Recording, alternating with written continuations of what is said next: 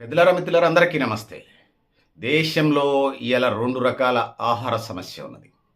ఒకవైపు పోషక విలువలు కలిగినటువంటి ఆహార పదార్థాలని తీసుకోలేనటువంటి సమాజం ఒకవైపు. అంటే పోషక విలువలు కలిగినటువంటి పౌష్టికాహారాన్ని తీసుకున్నటువంటి ఆహారం అంటే పౌష్టికాహారం తీసుకున్నటువంటి ప్రజలు ఒకవైపు ఉన్నారు. దీనివల్ల వాళ్ళు పోషకాహార లోపంతోనే ఇబ్బంది పడుతూ అనారోగ్యం పాలవుతా ఉన్నారు. అందుకోసం సమాజ అభివృద్ధిలో భాగస్వాములు కాలేకపోతున్నారు. అంటే పని చేయలేకపోతున్నారు. పని చేస్తే ఉత్పత్తి జరిగిద్ది కాబట్టి ఆ విధంగా దేశం వెనకబడిపోతుంది. ఇది ఒక రకం. ఇక రెండో రకానికి వచ్చినప్పుడు ఇంకొక వైపు ఏం జరుగుతుందంటే, ఈ దేశంలో విపరీతంగా తింటూ స్థూలకాయం పెరిగి బీపీలు, షుగర్లు, థైరాయిడ్లు వస్తా ఉన్నాయి. దీంతో పాటుగా మన పూర్వీకులు మనకిచ్చినటువంటి ఆచార వ్యవహారాలను కాదని ఇలా జంక్ ఫుడ్డు, ఫాస్ట్ ఫుడ్లు, ప్రాసెస్డ్ ఫుడ్లు, స్టోరేజ్డ్ ఫుడ్లకి అలవాటు పడ్డాం. ఈ విధంగా కూడా దేశం మీద భారం పడతా ఉన్నది. ఒకవైపు పోషకాహార సమస్య, ఇంకొక వైపు జీవనశైలి విపరీతమైనటువంటి పోకళ్ళ ఫుడ్ సమస్య. సో ఇవి 2 కూడా పోషకాహార ద్వంద్వ భారంగా, అటు భారంగానే ఉంది. పోషకాహార లోపం ఉన్నప్పుడు, పోషకాహారం ఎక్కువైనప్పుడు ఇటు భారంగా ఉన్నది. జీవనశైలి వ్యాధులకు దారితీస్తుంది, అదేమో పేదరికపు వ్యాధులకు దారితీస్తుంది. అందుకోసం దేశం ఇలా 2 రకాల సమస్యలను ఫేస్ చేస్తూ ఉంది. ఇవన్నీ ఇట్లా ఉంటే ఇంకా చిన్నపిల్లలది మరో సమస్య. వాళ్ళు ఆ ప్రాసెస్డ్ ఫుడ్ అయితేనే తింటా ఉన్నాడు. క్యాన్సర్ వచ్చే లిక్విడ్ సాల్ట్ వేస్తేనే తింటా ఉన్నాడు. సో ఆ వైపుగా మన పిల్లల్ని తీసుకుపోతా ఉన్నాం. ముఖ్యంగా దేశభక్తులైనటువంటి ప్రజలు మీరందరూ కూడా దేశం సరిహద్దుల్లోకి వెళ్ళి, పాకిస్తాన్తోనే చైనా సరిహద్దుల్లోకి, శ్రీలంక సరిహద్దుల్లోకి వెళ్ళి స్వతంత్ర పోరాటాలు చేయవసరం లేదు, దేశ రక్షణ వ్యవహారాలు చేయవసరం లేదు. పిల్లల్ని సక్రమంగా పెంచండి, పౌష్టికాహారం ఇచ్చి పెంచండి, పోషక విలువలు కలిగిన ఆహారం ఇచ్చి పెంచడం తప్పితే అడవులు గారాబాలతోని 120 సంవత్సరాలు తినేటువంటి ఫుడ్ని 40 ఏళ్లలోనే పెట్టేస్తూ ఉన్నారు. వాడు స్థూలకాయం రాక, బీపీ రాక, షుగర్ రాక, జీవనశైలి వ్యాధులు రాక, fast food, process food, junk foods తిండి వాడు భవిష్యత్ తరాలు ఏమవుతాయి? ఇవాళ బాలలే, నేటి బాలలే రేపటి భావి భారత పౌరులు అంటున్నారు. ఇవాళ ఏమైందంటే ఇవాళ బాలలే రేపటి షుగర్ పేషెంట్లు, రేపటి థైరాయిడ్ పేషెంట్లు, రేపటి బీపీ పేషెంట్లు, రేపటి దీర్ఘకాలిక వ్యాధుల పేషెంట్లు లాగా పేరెంట్స్ తయారు చేస్తున్నారు. 120 సంవత్సరాల్లో తినాల్సినటువంటి ఫుడ్ని 40 సంవత్సరాల్లో పెట్టేసి ఆడికి ఆకలంటే పడుకుంటున్నారు. పొద్దున్నే టిఫిన్ చేసి వచ్చారట. నేను ఒక ఫంక్షన్కి వెళ్ళాను. ఆ రోజు అంతా అక్కడ ఉండాల్సి వచ్చింది. నేను ఒక సంఘటన చెప్తాను, రియల్స్ ఇన్సిడెంట్. నేను ఒక ఫంక్షన్కి వెళ్ళాల్సి వచ్చింది. మార్నింగ్ నుంచి 7, 8 నుంచి 4 దాకా ఉండాల్సి వచ్చింది, తెలిసిన వాళ్ళు కాబట్టి. పొద్దున్నే టిఫిన్ చేశారు. ఓకే, అట్లా ఉంచండి. పిల్లలు 12కి 11కి అట్లా భోజనాలు అనుకుంటే వంట మాస్టర్ సంబంధించి రాలేదని చెప్పేసి 1 గంటకి కంప్లీట్ చేశాడు. అవన్నీ తీసుకుని వచ్చారు. 2, 2:30 అవుతా ఉంది. సరే, లేట్ అయింది. ఆ ఫంక్షన్కి సంబంధించినవి కాదంటలే. సో పెద్దోళ్ళు అయితే ఓర్చుకుంటారు.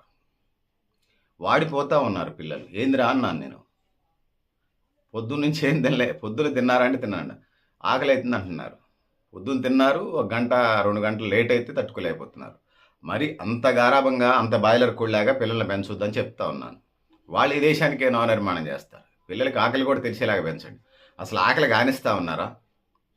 కోడి తిరిగినట్టే, కోడి ఒడ్లు తూర్పాలు పోతుంటే తిరుక్కుంటూ మేసినట్టుగానే ఉంది.